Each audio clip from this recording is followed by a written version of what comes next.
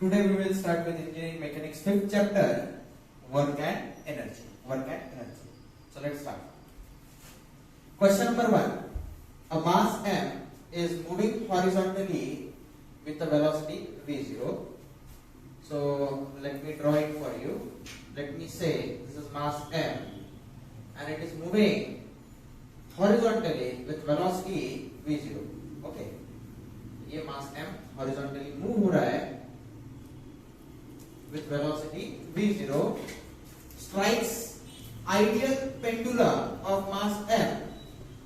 एक pendulum है मान लो. Let me draw a pendulum for you.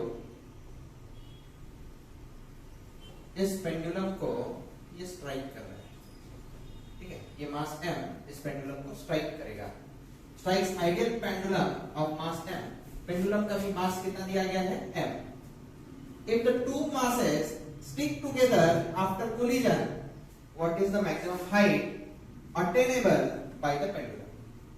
अब बहुत बच्चे सोचने लग जाते हैं कि ये स्टिक कैसे होंगे एक दूसरे को, ठीक है. तो ऐसा मत सोचो, जो एग्जामिनर कहा है वही सही है, ठीक है. ऐसा हो सकता है ये जो है ये मैग्नेट हो या आयन हो, जब थ्रो किया दोनों एक दूसरे को चिपक गए और चले गए, ठीक है. तो सेकेंड जो है क्या होगा, आफ्टर कोलिजन ये मास और ये पेंडुलम दोनों एक दूसरे से चिपक जाएंगे और ऐसा कुछ आपको नजर आएगा, ठीक है. What is the maximum height attainable by the pendulum? तो पेंडुलम इस केस में कितना मैक्सिमम हाइट अटेन करेगा वो हमें फाइंड करना. कितना मैक्सिमम हाइट ये पेंडुलम अटेन करेगा ये मुझे फाइंड करना.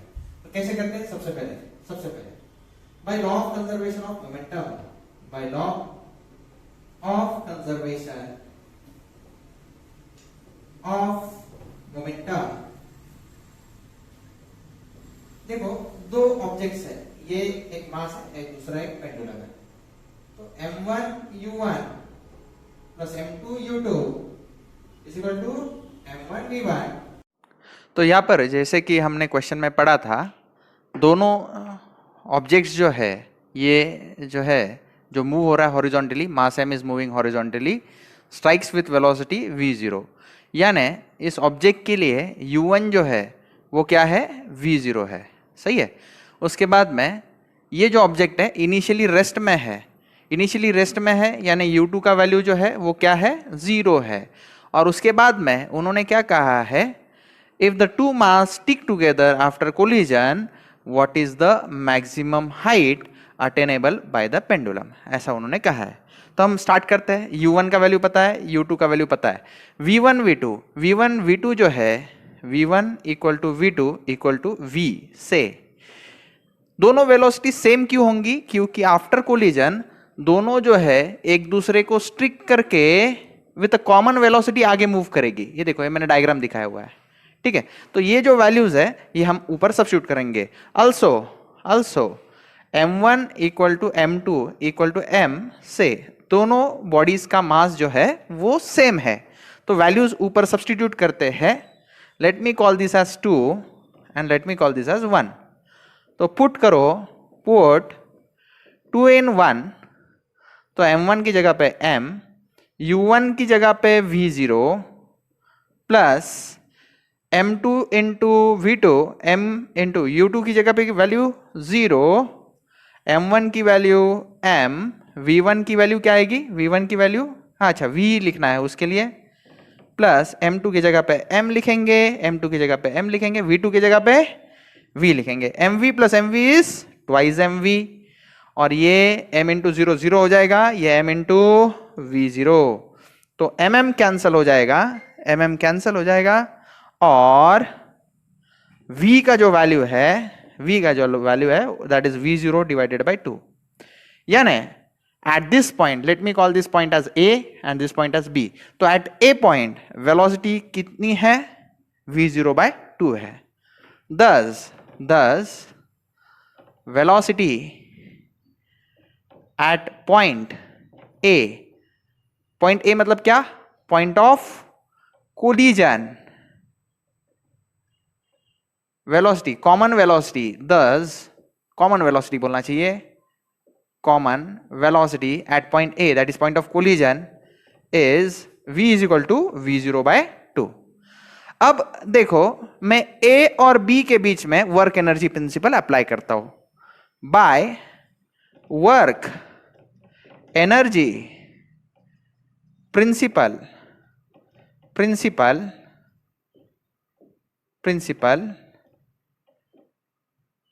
between A and B.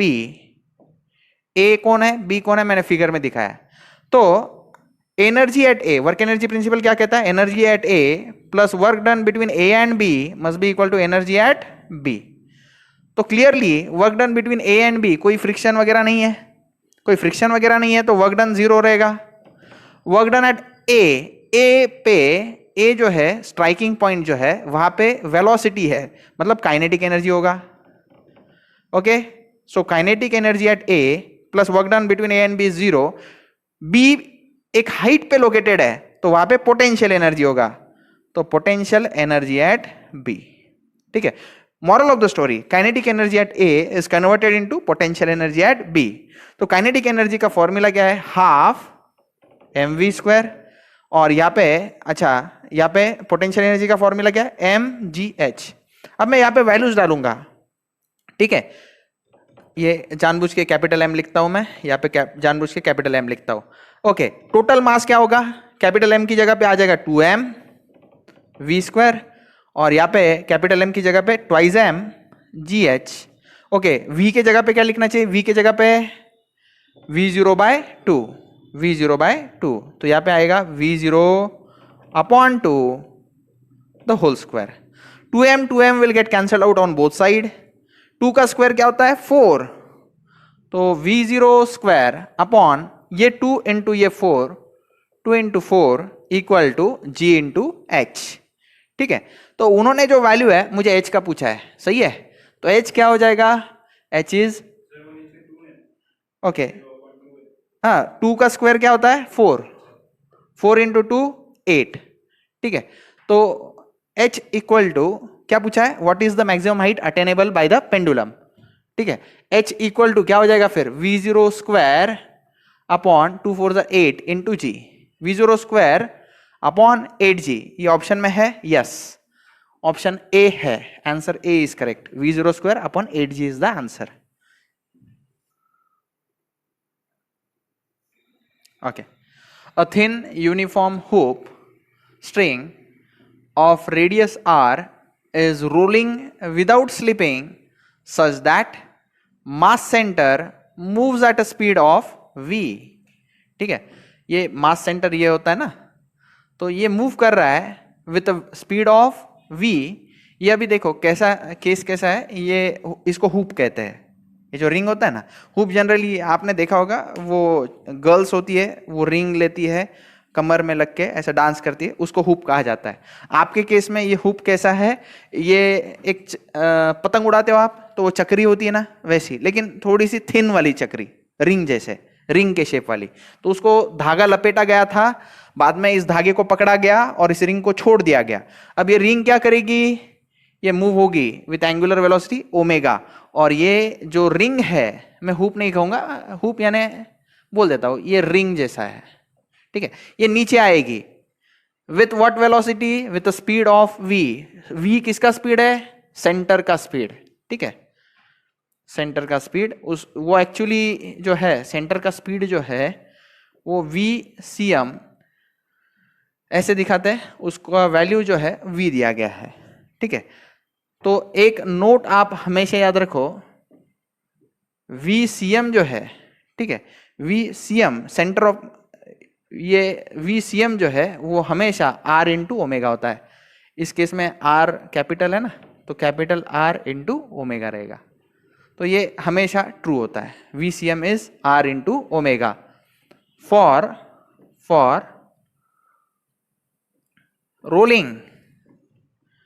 Rolling without slipping. इसके लिए ये हमेशा ट्रू होता है, ये डिराइव्ड है, vcm is r into omega. ठीक है, अब हम आगे बढ़ते हैं. If the hoop weight is w, इस हुप का वेट कितना है, w है, what is the corresponding kinetic energy, इसकी करस्पॉन्डिंग काइनेटिक एनर्जी मुझे फाइंड करनी है of the hoop relative to the ground, relative to the ground मुझे इसकी करस्पॉन्डिंग काइनेटिक एनर्जी फाइंड करनी है। इसका करेक्ट आंसर जो है वो सी है। ठीक है, तो मैं आपको फाइंड करके दूंगा कि ये जो हम निकालने वाले ये आता है कि नहीं। ठीक है, तो सबसे पहले मैं बता दूं, ये रोलिंग विदाउट स्लिपिंग का केस है, तो इसमें दो तरह के मोशन आएंगे, एक ट्रांसलेशनल, दूसरा रोटेशनल। ऐसे न्यूमेरिकल्स हम पहले भी कर चुके हैं। रोलिंग विदाउट स्लिपिंग क्या होता है, एक it is a combination of two types of motion, एक ट्रांसलेशनल मोशन, एक रोटेशनल मोशन। तो यहाँ पे काइनेटिक एनर्जी भी दो तरह की आएगी, एक ट्रांसलेशनल काइनेटिक एनर्जी और दूसरी रोटेशनल काइनेटिक एनर्जी। तो आप में से बहुत लोग काइनेटिक एनर्जी ट्रांसलेशनल जानते हैं, उसका फॉर्मूला भी जानते हैं। ट्रांसलेशनल काइनेटिक एनर्जी होती है half M V square, half M V square, right. ठीक है, और translational kinetic, rotational kinetic energy जो होती है वो होती है half I omega square. Mass की जगह पे आ जाता है mass moment of inertia, linear velocity की जगह पे आ जाती है एंगुलर वेलोसिटी। तो ऐसा होता है। तो हमारी काइनेटिक एनर्जी टोटल जो है, टोटल काइनेटिक एनर्जी जो है वो एडिशन है, किसकी एडिशन है, translational kinetic energy plus rotational kinetic energy. ठीक है, तो ट्रांसलेशनल काइनेटिक एनर्जी हमारी क्या है, हाफ एम वी स्क्वायर, और रोटेशनल काइनेटिक एनर्जी हमारी क्या है, half I omega square, right है। अब इसके बाद में half M as it is, V square as it is. ये वी जो है कौन है, वी इज नथिंग बट ये जो हुप है उसके सेंटर की वेलोसिटी है। ठीक है, जनरली बहुत सारे रेफरेंस बुक्स में उसको VCM नोटेशन है, लेकिन यहाँ पे V वैल्यू दिया तो हम ऐसे ही रखेंगे। तो VCM यानी कि अपने केस में V is equal to R omega हम सब्स्टिट्यूट कर सकते हैं। तो हाफ आई ओमेगा की जगह पे क्या हो जाएगा, V divided by R, V divided by R the whole square, right. Yes, since V is equal to R omega, तो ओमेगा क्या हो गया, V अपॉन आर। ऑल्सो ये जो I है, I, तो आई में अलग अलग शेप्स के लिए आपको साइड में लिख के देता हूं, आप नोट कर लेना। रिंग अगर है तो आई का वैल्यू है M R square, solid cylinder अगर है तो आई यानी मास मोमेंट ऑफ इनर्शिया क्या है, half M R square. Hollow cylinder के लिए हाफ, हॉलो सिलेंडर मतलब दो रेडियस रहते हैं उसको, रेडियस 1 एंड रेडियस 2, तो उसका फॉर्मूला है half M R one square plus R two square. उसके बाद में सॉलिड स्फीयर अगर है तो it is 2/5 mr square, where r is the radius of that sphere. और थिन स्फीयर है, पतला सा स्फीयर, मतलब उसका आउटर और इनर रेडियस लगभग सेम है।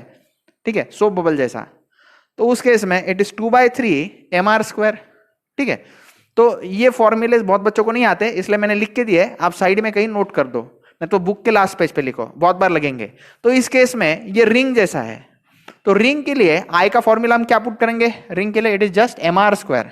ठीक है, तो इस आई की जगह पे मैं क्या लिखना चाहिए, M into R square. Okay, अब देखो ये आर स्क्वायर है और वी अपॉन आर का दो होल स्क्वायर है, तो मैं चाहिए तो एक स्टेप बढ़ा देता हूं, half M V square plus half M R square into क्या रहेगा, V square upon R square. R square will get cancelled out, तो क्या बचा, हाफ एम वी स्क्वायर। यहां पे भी कौन है, half M V square, half M V square plus half M V square, I get 1 V square. अरे half chocolate plus half chocolate is 1 chocolate, तो half M V square plus half M V square, I just get M V square. Mass क्या होता है, mass is weight upon gravity, तो option A is correct. Answer is what, sorry answer is C.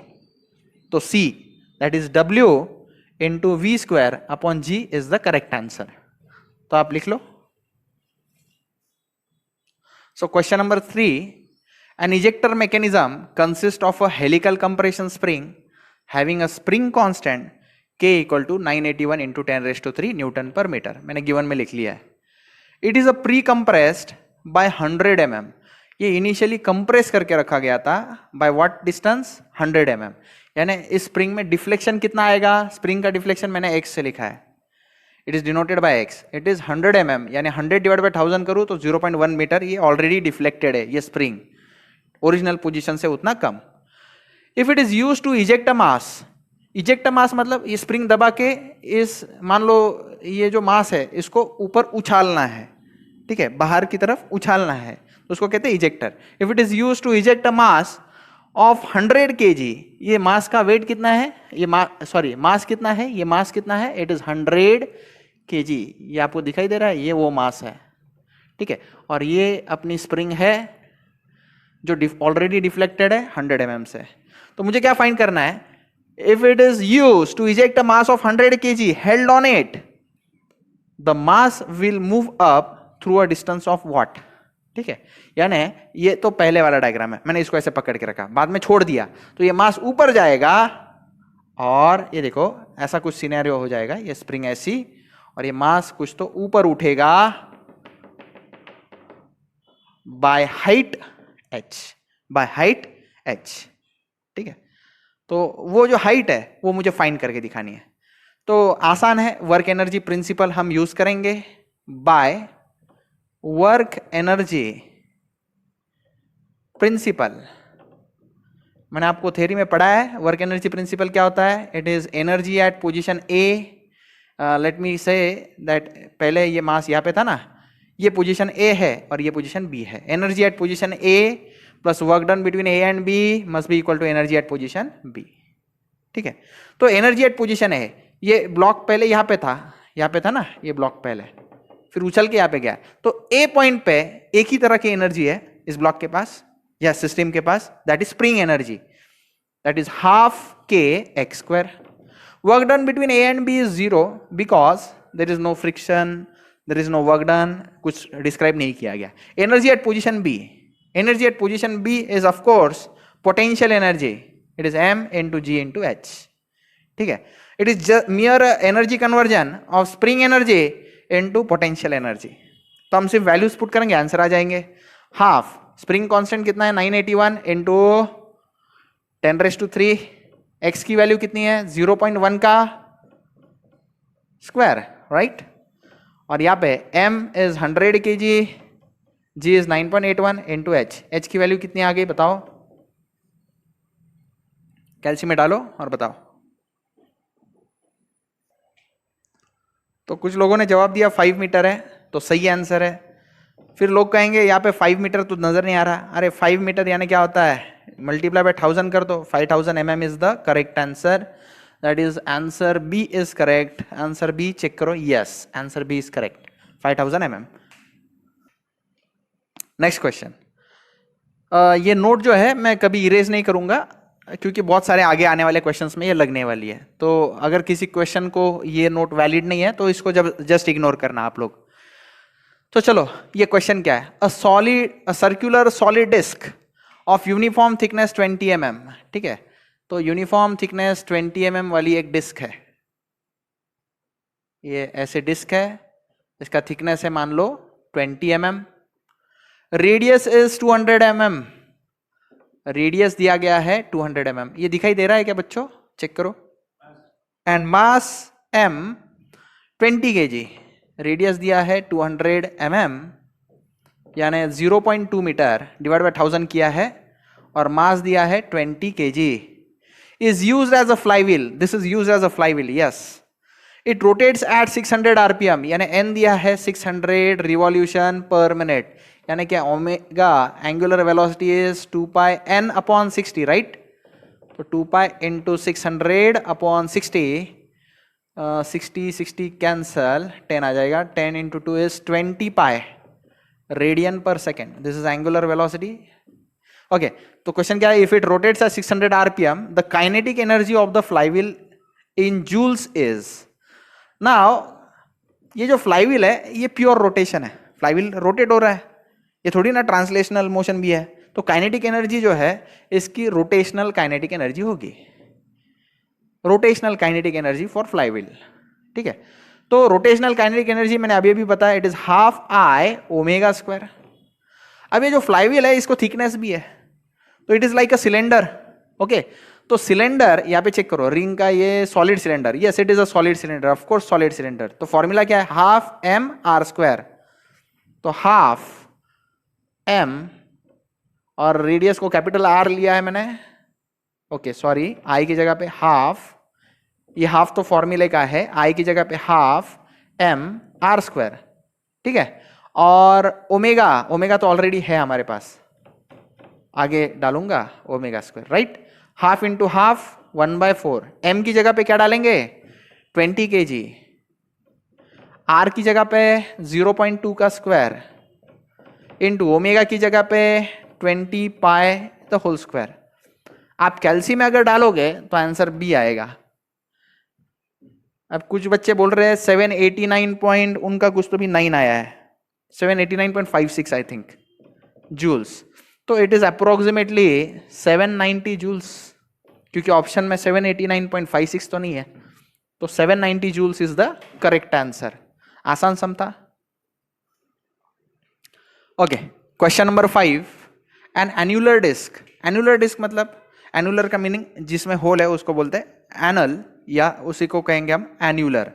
तो disc है जिसके अंदर whole है, उसका मास कितना है m, इनर रेडियस, यहाँ पे a नहीं चाहिए था, यहाँ पे r कर लो, करेक्शन कर लो, inner radius r and outer radius 2r, यानी इनर रेडियस, ये डिस्क जो है मैं आपके लिए समझने के लिए बना देता हूं, ये ऐसा कुछ डिस्क है, ठीक है, जिसका इनर रेडियस जो है वो कैपिटल R है और बाहर का रेडियस जो है इट इज 2r, ओके, और इसका मास जो है m है, ठीक है।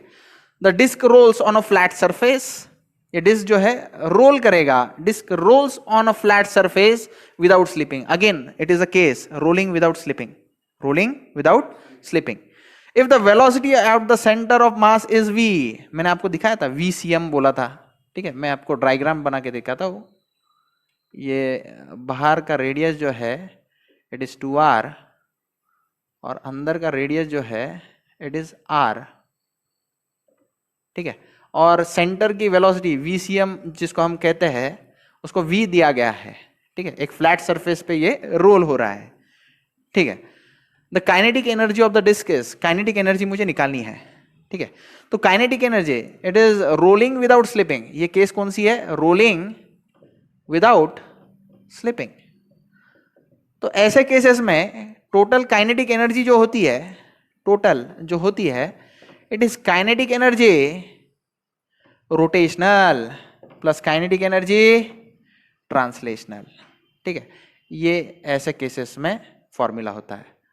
For rolling without slipping kinetic energy total क्या होती है, kinetic energy rotational plus kinetic energy translational, let me call it as star. तो सबसे पहले मैं काइनेटिक एनर्जी रोटेशनल निकालता हूं, काइनेटिक एनर्जी ट्रांसलेशनल तो आसान है, it is half mv square, ठीक है। तो काइनेटिक एनर्जी रोटेशनल का फॉर्मूला क्या होता है, हाफ I ओमेगा स्क्वायर। तो सबसे पहले यहाँ पे I निकालना जरूरी है, तो हम I निकालेंगे। तो I का फॉर्मूला क्या होगा, ये केस सिमिलर है हॉलो सिलेंडर से, तो हॉलो सिलेंडर का मास मोमेंट ऑफ इनर्शिया मैंने आपको सिखाया है। तो फॉर्मूला क्या रहता है, it is half m r1 square plus r2 square, half m is the mass of this disc, annular disc, ठीक है।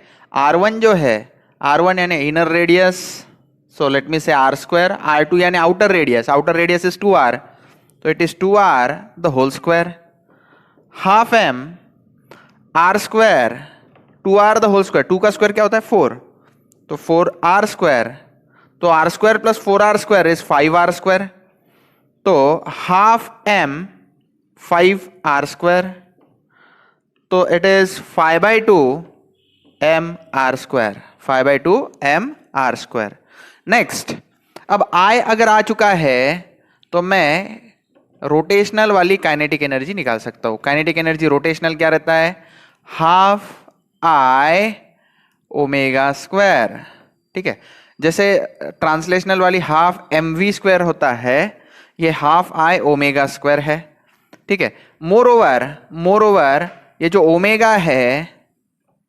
ओमेगा है उसको हम देखो कैसा है, VCM जो होता है, VCM V जो है वो R ओमेगा होता है, तो ओमेगा क्या रहेगा V upon R, omega is V upon R, ठीक है। तो ऊपर हम सब्स्टिट्यूट करेंगे हाफ I की जगह पे 5/2 mr स्क्वायर, ठीक है, और ओमेगा की जगह पे v अपॉन आर, लेकिन ये जो r है ये आउटर रेडियस ऑफ डिस्क होना चाहिए, तो ये v अपॉन 2r होगा। तो v अपॉन 2r, ओमेगा की जगह पे v अपॉन 2r उसका होल स्क्वायर। तो ये क्या होगा भाई, 5 upon 2 into 2 mr square v का square upon 2r the whole square यानी 4r square. This r square would get cancelled out. The things which are remaining are 2 2s are 4, 4 4s are 16, तो ये हो जाएगा 5 upon 16 mv square, 5 upon 16 mv square. तो kinetic energy rotational जो है 5 upon 16 mv square है। फिर उसके बाद में काइनेटिक एनर्जी ट्रांसलेशनल सब जानते हैं क्या रहता है, it is half mv square. तो टोटल काइनेटिक एनर्जी जो है, kinetic energy total, let me call this as 1 and this as 2. Let me box it up. Put 1 and 2 in star. तो काइनेटिक एनर्जी टोटल जो है वो क्या है, it is rotational plus translational, तो it is 5/16 mv square plus half mv square. mv square आप throughout common निकाल लो, अंदर रहेगा 5/16 प्लस 1/2। एलसीएम 16 है, तो यहाँ पे 5, यहाँ पे 16 लाने के लिए मल्टीप्लाई बाय 8 डिवाइड बाय 8, तो यहाँ पे 8 आ जाएगा into mv square. 5 plus 8 is 13 upon 16 mv square. So option C is correct, that is 13 upon 16 mv square. Note it down. Next question, question number 6. When 100 joule of work is done upon a flywheel, एक flywheel है उसके ऊपर 100 joule of work is done, its angular speed increases from 60 rpm to 180 rpm. So let me define n1 as 60 rpm, n2 as 180 rpm, and let me say work done from 1 to 2 is 100 joule. Okay, what is the moment of inertia of flywheel? यानी मुझे find क्या करना है, to find moment of inertia को हम I कहते हैं, I मुझे फाइंड करना है। ठीक है, तो देखो n1 जो है what does this imply, omega 1 हम निकाल सकते हैं, it is 2 pi n1 upon 60, 2 pi into 60 upon 60 क्या आ जाएगा, it is 2 pi radian per second. This is the value of omega 1। Omega 2 कैसे निकालेंगे, it is 2 pi n2 upon 60, that is 2 pi into 180 upon 60। तो आप जानते हैं 61 जा 63 जा 3 2 जा 6 पाई, it is 6 pi radian per second. ठीक है, तो ओमेगा 1 और ओमेगा 2 निकल चुका है। अब सॉल्यूशन स्टार्ट करते हैं। तो बाय वर्क एनर्जी प्रिंसिपल, बहुत आसान समय ये वर्क एनर्जी प्रिंसिपल। ठीक है, तो by work energy principle, energy at position 1 plus work done between 1 and 2 is equal to energy at position 2। अब एनर्जी एट पोजीशन 1, तो पोजीशन 1 मतलब क्या, flywheel which had it's initial speed 60 rpm, तो 60 rpm पे कौन सी एनर्जी रहेगी, rotational kinetic energy, that is kinetic energy rotational रहेगी वहां पे। Work done between 1 and 2, energy at position 2, same type of energy, that is kinetic energy rotational. अब कुछ बच्चे बोल सकते हैं सर आपने ट्रांसलेशनल काइनेटिक एनर्जी क्यों नहीं ली, पिछली बार तो ली थी। भाई ये फ्लाईव्हील है, flywheel has pure rotational energy. ये फ्लाईव्हील जो है ये जगह थोड़ी ना बदलता है, एक ही शाफ्ट के अंदर इंजन को जुड़ा हुआ जो शाफ्ट है उसके साथ ही रोटेट होगा, इसको ट्रांसलेशनल नहीं है, तो it is pure rotational, it is having a pure rotational movement, so it is having a kinetic energy which is rotational. तो मैं वैल्यू सब्स्टिट्यूट करता हूं, half I omega 1 square plus work done between 1 and 2 is equal to half I omega 2 square. Okay, work done between 1 and 2 is equal to, ये term वो side लेके जाऊंगा, ये term वो साइड लेके जाऊंगा, तो सबट्रैक्ट करना पड़ेगा, half I omega 2 square minus half I omega 1 square. Half I आप कॉमन ले लीजिए, अंदर क्या रहेगा omega 2 square minus omega 1 square. अब देखो आपके पास वर्क डन बिटवीन 1 and 2 की वैल्यू है, इट इज व्हाट 100 जूल्स। ये 1/2 इंटू आई पता नहीं, ओमेगा 2 की value 6 pi the whole square minus 2 pi the whole square. ठीक है, तो इसका कैलकुलेशन बहुत ही आसान है। आई क्या होगा, कैल्सियम में ही करना है, 2 वो साइड मल्टीप्लाई करो, 2 इंटू 100 डिवाइडेड बाय, ये टर्म नीचे चली जाएगी, it will come as 6 pi the whole square minus 2 pi the whole square. ये अगर आप कैल्सियम में डालोगे तो आपको 0.633 आंसर आता है, 0.633 kg metre square, and which we can find it in option B. तो 0.63 kg metre square is the final answer. क्या चला है? A car accelerates from rest to a speed of 10 meter per second and the energy spent in doing this is E. ठीक है, if the car further accelerates from 10 meter per second to 20 meter per second, what is the amount of energy to be spent further? अब कुछ लोग रहते हैं ना, वो क्या सोचते हैं 0 to 10 उसमें E लगा तो 10 to 20 में भी E लगेगा, तो एग्जाम में जाके E ऑप्शन करेक्ट कर देते हैं जो कि ए में है। तो ये सरासर गलत है, ऐसा नहीं करना चाहिए, हमें सॉल्व करना चाहिए। ठीक है, ये कोई आम एग्जाम नहीं है, सिविल सर्विस एग्जाम है, तो क्वेश्चन जो है ट्रिकी ही होते हैं, ऐसे लॉजिक्स नहीं लगाते, सॉल्व करते हैं। तो मैं आपको सॉल्व करके देता हूं। सबसे पहले केस ए क्या है, energy required to accelerate from rest यानी 0 metre per second to what 10 metre per second. Let me define this speed as v1 and v2, velocity भी बोल सकते हैं हम उसको। तो अब देखो यहाँ पे v1 और v2 है, तो चेंज इन ये जो एनर्जी है वो क्या है, it is nothing but change in kinetic energy. Change in kinetic energy it is half m v2 square minus half m v1 square. Half m common ले लेंगे तो ये half m v2 square minus v1 square हो जाएगा। Actually ये क्या है, half m v2 square minus half m v1 square है। हाफ m मैंने कॉमन लेके ये फॉर्मूला डायरेक्टली लिख दिया आपके लिए।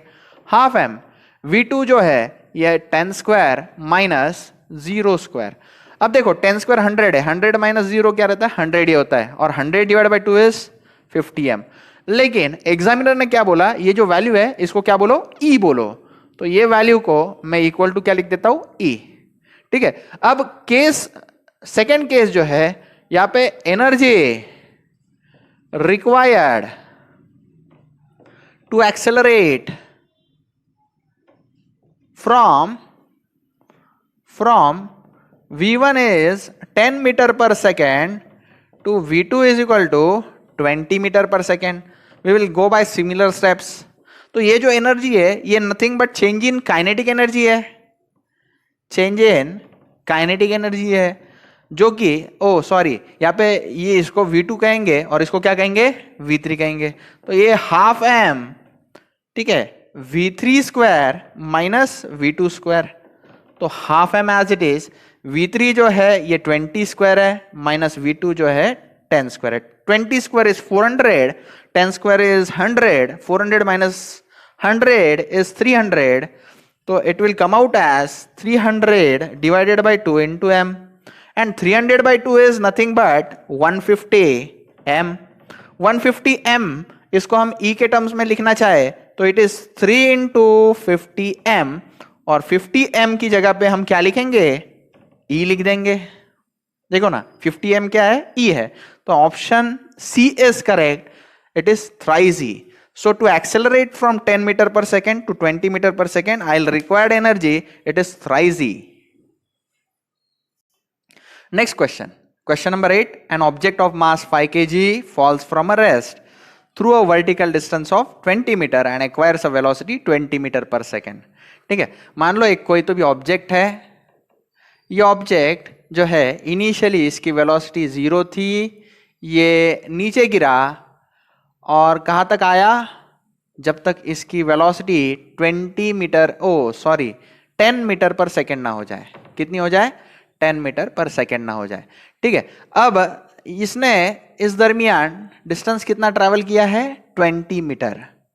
ठीक है, what is the work done by the air resistance on the object. अब ये जो ऑब्जेक्ट है ये जब नीचे आ रहा था तो इसके ऊपर क्या लगेगा, एयर रेजिस्टेंस लगेगा, एयर रेजिस्टेंस। ठीक है, तो मुझे एयर रेजिस्टेंस कितना है, work done by air resistance कितना है वो मुझे फाइंड करना है। ठीक है, तो उसके लिए मैं आपको एक ट्रिक बताता हूं, उस हिसाब से आप करो। ठीक है, तो इस सम को हम बांट देंगे दो हिस्सों में। ठीक है, नाउ पहला हिस्सा, ठीक है, पहले हिस्से में हम क्या करेंगे, let us assume there is no air resistance, there is no air resistance. ठीक है, अगर एयर रेजिस्टेंस नहीं होता तो क्या होता, एयर रेजिस्टेंस अगर नहीं होता तो हमारा वर्क एनर्जी प्रिंसिपल क्या करता है, energy at 1 plus W12 is equal to E2, right. तो एयर रेजिस्टेंस अगर नहीं होता तो वर्क डन क्या हो जाता, उस केस में 0 हो जाता। एनर्जी एट पोजीशन 1 पे वेलोसिटी 0 है लेकिन हाइट अवेलेबल है, तो पोजीशन 1 पे एक ही तरह की एनर्जी है, वो कहलाती है पोटेंशियल एनर्जी। सो पोजीशन 1 पे पोटेंशियल एनर्जी रहेगी, वर्क डन तो 0 है क्योंकि there is no air resistance, so work done is 0। और एनर्जी एट पोजीशन 2 पे हाइट तो नहीं है लेकिन वेलोसिटी जरूर अवेलेबल है 10 मीटर पर सेकेंड, तो वहां पे हो जाएगी काइनेटिक एनर्जी अवेलेबल। तो mgh is equal to half mv²। ठीक है, लेकिन ये जो वेलोसिटी है ये हम कब कैलकुलेट कर रहे हैं, जब एयर रेजिस्टेंस नहीं है, यानी ये प्योरली थ्योरेटिकल वेलोसिटी है। ये प्योरली क्या है, थ्योरेटिकल वेलोसिटी। VTH मतलब थ्योरेटिकल वेलोसिटी ऑफ ऑब्जेक्ट। ठीक है, तो सबसे पहले मैं ये थ्योरेटिकल वेलोसिटी निकालता हूं, कैसे, mm कैंसिल कर दो, g की वैल्यू 9.81, ओके रहने दो इसको ऐसे ही, 2 वो साइड मल्टीप्लाई करो, 2gh is equal to VTH²। तो VTH क्या हो जाएगा, अंडर रूट ऑफ 2gh, इसमें वैल्यू डालना चालू कर दो, 2 into 9.81 into h is how much, 20 metre.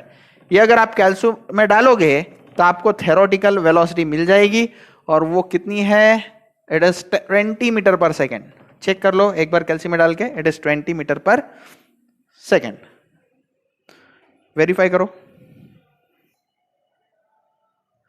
Okay, तो कुछ 19.80 आ रही है ना, तो मैं वही लिखता हूं, 19.8 आ रही है, मैंने अप्रोक्सीमेट बताया। ठीक है, 19.8 मैं कैसे करता हूँ अप्रोक्सीमेट, वो भी मैं आपको बता देता हूँ। मैं g का वैल्यू 10 एज्यूम कर लेता हूँ, 2 इंटू 10 20, 20 इंटू 20 स्क्वायर, तो under root of 20 square is 20, तो ऐसे करता हूँ। कैल्सी में आपको एक्यूरेट वैल्यू मिल जाती है। तो अब उसके बाद में अब ये हो गई theoretical velocity, also actual velocity ये गिवन है। एक्चुअल वेलोसिटी कितनी है उसकी, 10 मीटर पर सेकेंड, राइट। तो ये 10 मीटर पर सेकेंड है। तो एयर रेजिस्टेंस जो है, एयर रेजिस्टेंस, ठीक है, work done by air resistance, work done by air resistance जो है वो होगा kinetic energy theoretical minus kinetic energy actual. सही है। तो काइनेटिक एनर्जी थ्योरेटिकल जो है वो कैसे निकालेंगे, half M V theoretical square minus half M V actual वाला स्क्वायर, हाफ इंटू एम दिया हुआ है 5 kg, वी थ्योरेटिकल की वैल्यू कितनी है 19.8 का square minus half into 5 into actual कितना है 10 का स्क्वायर। आप कैल्शियम में डालो कितना आंसर आता है बताओ। तो ये जो है 730.1 जूल आ रहा है। तो ऑप्शन में सी ऑप्शन जो है वो उसके क्लोज है। ऑप्शन में 750 जूल्स दिया हुआ है, that is option C is correct, answer equal to C. अच्छा, कुछ लोग बोलेंगे सर इतना डिफरेंस क्यों आया, इसलिए डिफरेंस आया क्योंकि डिफरेंस इसलिए आया क्योंकि मैं भूल गया कि क्वेश्चन में दिया गया था कि g 10 metre per second square use करो। तो g अगर मैं 10 ले लेता तो यहां पे देखो चेंजेस कैसे आएंगे, ये g की जगह पे 10 आ जाएगा, 2 इंटू 10 इज 20, 20 इंटू 20, यहाँ पे क्या आ जाएगा फिर 20, तो यहाँ पे क्या आ जाएगा, दिस इज 20, तो ये 20 स्क्वायर माइनस 10 स्क्वायर, तो ये आपको अप्रोक्सीमेटली 749.1 कुछ तो भी आता है, यानी 750 जूल्स के आसपास इसका आंसर आ ही जाता है। तो इसलिए answer C is the correct answer. चलो, तो ध्यान देना चाहिए कि जी क्या लेने को कहा गया है, तो ये गलती नहीं मानी जाएगी, सही है ये। Okay, a bullet of mass m travels at a very high velocity v as shown in the figure। ठीक है, एक बुलेट है, बुलेट तो नहीं ड्रॉ की है, मैं ही ड्रॉ कर देता हूं। एक बुलेट है, उसका मास m है, वो very high velocity small v से मूव करता है as shown in the figure। ठीक है, and gets embedded inside a block of mass m। ये ब्लॉक है जिसका मास दिया गया है m। ठीक है, तो ये मास m के ब्लॉक पे जाके इसको स्ट्राइक करेगा। ठीक है, इनिशियली एट रेस्ट, मतलब ये इनिशियली एट रेस्ट है, मतलब इसकी वेलोसिटी जो है शुरुआत में क्या ली जाएगी, 0 ली जाएगी। Okay, at rest on a rough horizontal floor, the block with the bullet is seen to move a distance s along the floor। मान लो ये यहां से रेफरेंस ले लेता हूं, तो ये आगे मूव करेगा with distance s on a rough floor. तो ये जब आगे मूव करेंगे तो मैं आपको दिखाता हूं कैसे दिखेगा। Yes, this is mass m और ये बुलेट भी है। बुलेट का मास क्या है, स्मॉल m। ये दोनों आगे मूव करेंगे और मूव कितना करेंगे, distance s on a horizontal surface.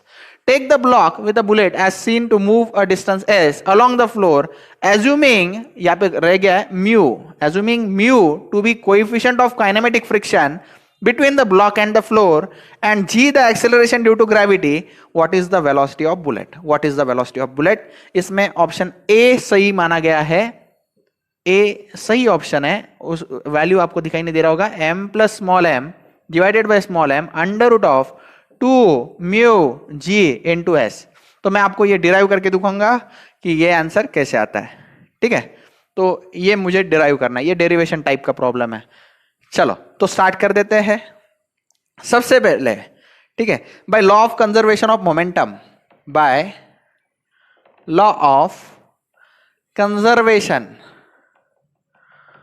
Of momentum, momentum मतलब क्या, momentum before impact is equal to momentum after impact, right. तो m1 v1 plus m2 v2 is equal to m1 u1 plus m2 u2। Sorry, before के लिए हम notation generally u1 u2 use करते हैं और after के लिए v1 v2 use करते हैं, कोई प्रॉब्लम नहीं। ठीक है, लेकिन यहां पे देखो, यहां पे m1 जो है उसके लिए एग्जामिनर ने नोटेशन अपना खुद का दिया है, तो वही हम यूज करेंगे। m, it is mass of what, bullet. उसके बाद में m2 जो है उसके लिए capital M, it is what, it is mass of block, right. उसके बाद में u1 यानी इनिशियल वेलोसिटी किसकी, बुलेट की।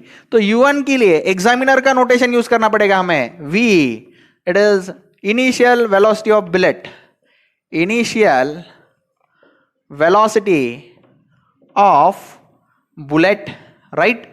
उसके बाद में u2 मैंने initial velocity of block, block initially rest में है, तो u2 की वैल्यू 0 आएगी। This is what, this is initial velocity of block, right. उसके बाद में नेक्स्ट v1 v2 के बारे में देखो, जब बुलेट ब्लॉक को स्ट्राइक करेगी तो दोनों मूव करेंगे विद कॉमन वेलोसिटी, तो v1 और v2 इनके लिए सेम नोटेशन यूज करेंगे। v नहीं यूज कर सकते क्योंकि v ऑलरेडी एग्जामिनर ने किसी और चीज को यूज करने को कहा है, हम कैपिटल U बोल देते हैं। u, it is common velocity of block and bullet after collision, after collision, या फिर after the bullet is been embedded on the block. मैं आफ्टर कोलिजन लिख देता हूं, ठीक है। चलो, तो ये जो डेटा है ये मुझे पुट करना है। Let me call this as 1, let me call this as 2, तो मैं पुट कर देता हूं पुट 2n 1। तो m1 की जगह पे मैं m लूंगा, u1 की जगह पे मैं स्मॉल v लूंगा, m2 के जगह पे मैं कैपिटल M लूंगा, u2 के जगह पे मैं 0 लूंगा। उसके बाद में m1 की जगह पे स्मॉल m, v1 की जगह पे कैपिटल U प्लस m2 के जगह पे कैपिटल M और v2 के जगह पे कैपिटल U, रही है।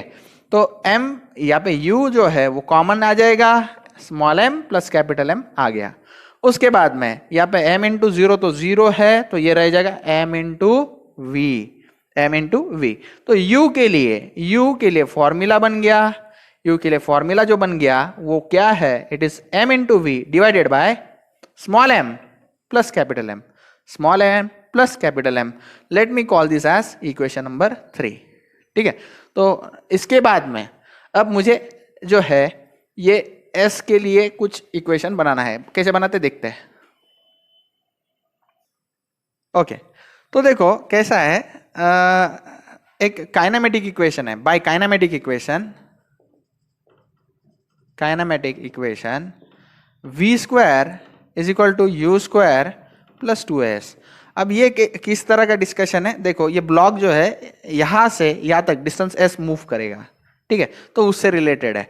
तो अब देखो ध्यान से सुनो, यहाँ पे a जो है, ठीक है, a मतलब क्या है, a जो है ये फ्रिक्शनल रिटार्डेशन है, फ्रिक्शनल रिटार्डेशन, ठीक है। देखो कैसा है, ब्लॉक के अंदर बुलेट जब स्ट्राइक किया तो दोनों एक साथ मूव करेंगे, ठीक है, लेकिन कभी ना कभी तो रेस्ट में आएंगे। तो रेस्ट में आने का रीजन क्या है, इट इज फ्रिक्शनल फोर्स। और ये जो है रेस्ट में आने की जो क्रिया है, जो मोशन है, वो धीरे धीरे वेलोसिटी कम होने के कारण हो रहा है। मतलब वहां पे क्या हो रहा है, फ्रिक्शनल रिटार्डेशन हो रहा है। देखो स्पीड अगर धीरे धीरे बढ़ते जा रहा है उसको हम कहते हैं एक्सेलरेशन, धीरे धीरे कम हो रहा है तो उसको हम कहते हैं रिटार्डेशन। तो मुझे a का वैल्यू निकालना बहुत जरूरी है, जो कि है फ्रिक्शनल रिटार्डेशन। तो वो निकालने के लिए मैं FBT ड्रॉ करता हूं, यहाँ पे मैं स्टेप 2 लिखता हूं, ये स्टेप 3 हो जाएगा मेरा। तो स्टेप नंबर 2, ठीक है, मैं FBT ड्रॉ करता हूं, ये ब्लॉक है और उसके अंदर है हमारी बुलेट। तो ये टोटल मास जो है ये क्या है, capital M plus small m। इसको सपोर्ट कौन करेगा, नॉर्मल रिएक्शन। और मोशन इस डायरेक्शन में है, मोशन इस डायरेक्शन में है, तो फ्रिक्शनल फोर्स कौन से डायरेक्शन में लगेगा, अपोजिट डायरेक्शन में। तो फ्रिक्शनल फोर्स जो रहता है it is mu into Rn, right. तो म्यू इनटू Rn, तो Rn जो है ये कॉमन सेंस है। समेशन Fy अगर मैं कर दूं, समेशन Fy में अगर कर दूं तो Rn will be equal to capital M plus small m। तो Rn की जगह पे capital M plus small m लिखा जा सकता है, ठीक है। उसके बाद में अब रहा सवाल एक्सेलरेशन निकालने का, तो फ्रिक्शनल रिटार्डेशन, इसको मैं सिंबल देता हूं A। तो A कैसे निकलेगा, it is frictional force divided by total mass. भाई ये वही लॉजिक है, force is mass into acceleration, तो एक्सेलरेशन क्या होगा, फोर्स अपॉन मास। ये लॉजिक मैंने यहां पे यूज किया है। तो फ्रिक्शनल फोर्स जो है वो म्यू, ये मेरा म्यू है, हाँ, बहुत लोगों को m लगता है, it is mu into capital M plus small m divided by total mass जो है वो क्या है, it is capital M plus small m, right, capital M plus small m। Okay, एक गलती होगी मेरे से, ये मास नहीं, ये वेट होता है ना, force, weight is the force, तो ये इनटू g होना जरूरी था। तो ये सही है अब, ठीक है। Mu plus m, sorry m plus m will get cancel out, तो mu into g is the frictional retardation, mu into g is the frictional retardation. अब by kinematic equation v square equal to u square plus 2s, v square equal to u square plus 2s। अब देखो ये दोनों जो है block के अंदर जब बुलेट अंदर गया था तो वो जो वेलोसिटी है वो इनिशियल वेलोसिटी है। उस इनिशियल वेलोसिटी को मैं यहाँ पे u कह रहा हूं, तो सब्स्टिट्यूशन करते वक्त और फाइनल वेलोसिटी क्या होगी, दोनों जब यहाँ पे आके रेस्ट हो जाएंगे तो फाइनल वेलोसिटी यहाँ पे क्या हो जाएगी, 0। यहाँ पे v के जगह पे क्या डालना चाहिए, 0। u के जगह पे इनिशियल वेलोसिटी, मतलब दोनों एक साथ जब मूव करे तो वो वाली वेलोसिटी v है, तो u के जगह पे हमने क्या लिख देना चाहिए, u square plus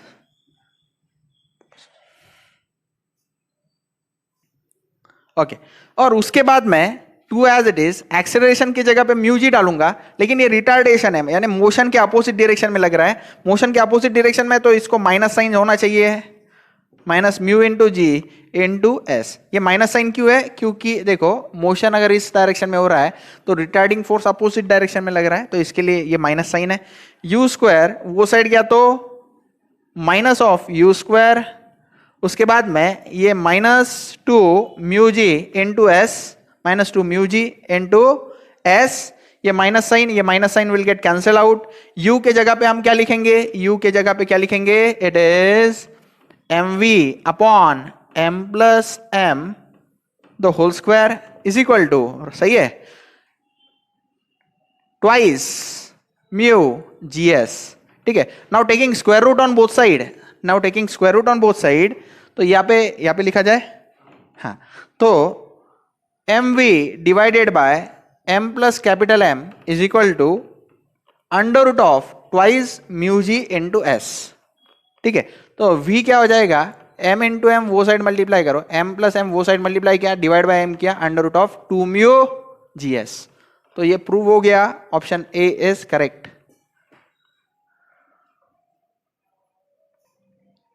A wooden sphere of mass 1 kg is suspended on a string which is 1 meter long।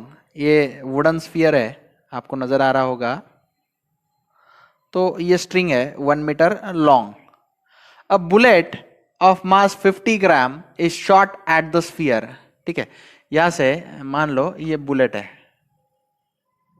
ठीक है, ये बुलेट शूट की गई विथ इनिशियल वेलोसिटी कितनी, v0 ऑन दिस स्फीयर। ठीक है, अब bullet of mass 50 grams, bullet का मास जो है वो 50 ग्राम्स है। बुलेट के मास को मैं m1 कह देता हूं, m1 is equal to mass of bullet, तो वो कितना है, 50 ग्राम्स है, यानी 50 ग्राम यानी कितना होता है, 50 डिवाइड बाय 1000 कर दो, 50 डिवाइड बाय 1000 कितना होता है, 0.05 kg, right, 0.05 kg is shoot at the sphere. Sphere जो है उसके मास को मैं m2 कहता हूं, it is mass of sphere is 1 kg। Okay, a bullet of mass 50 gram is shoot at the sphere with a velocity v0। ठीक है, v0 जो है ये इनिशियल वेलोसिटी ऑफ बुलेट है। ठीक है, and becomes embedded in it. ठीक है, यानी अंदर घुस जाता है, धस जाता है। Because of this impact the sphere is raised to the height of 0.2 metre. इस इंपैक्ट के कारण ये जो स्फीयर है ये कितनी हाइट ऊपर उठेगा, 0.2 मीटर।